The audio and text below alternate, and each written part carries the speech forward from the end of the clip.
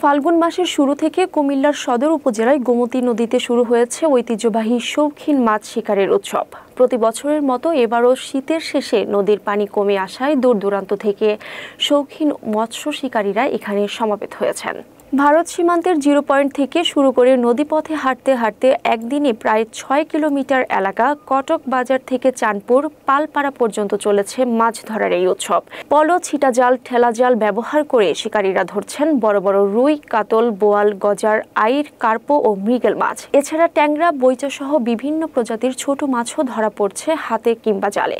মাছ ধরার সময় কারো জালে বড় মাছ ধরা পড়লেই নদী পাড়ে আনন্দ উচ্ছ্বাসে মুখরিত হয়ে উঠছে পরিবেশ। শৌখিন শিকারী দলনেতা মোহাম্মদ হানিফ সরকার জানান, প্রতি বছর মোবাইল ফোনের মাধ্যমে যোগাযোগ করে সবাই একত্রিত হন। এখানে কেউ পেশাদার জেলে নন, বরং বিভিন্ন শ্রেণীর পেশার মানুষ শুধুমাত্র শখের বশে মাছ ধরতে নামেন।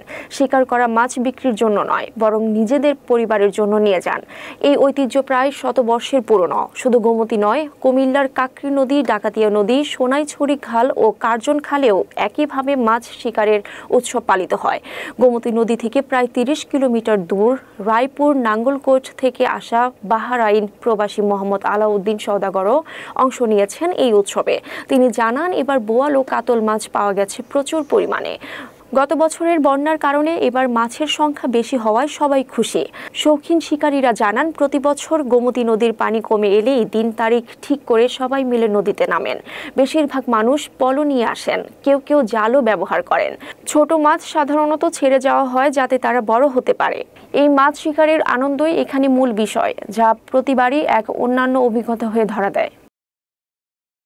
ড্রাইভার মানুষ, কর্মজীবী, আমরা আজকে দীর্ঘ অনেক দিন ধরেই এই গাঙ্গ হলো সাফি। আর আমাদের এটা একটা শখ, আনন্দ।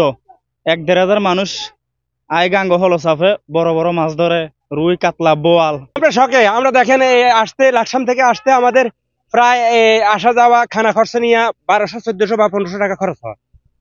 আমরা আনন্দ খুশিতে আমরা আসি এখানে। আমরা শখে মাছ ধরতে আইছি, ব্যবসা ফালাই দিই, আলু ব্যবসা করি। এখানে বোয়াল মাছ পাওয়া গেছে অনেক, রুই মাছ, কাতলা মাছ, তারপরে কার্পু মাছ।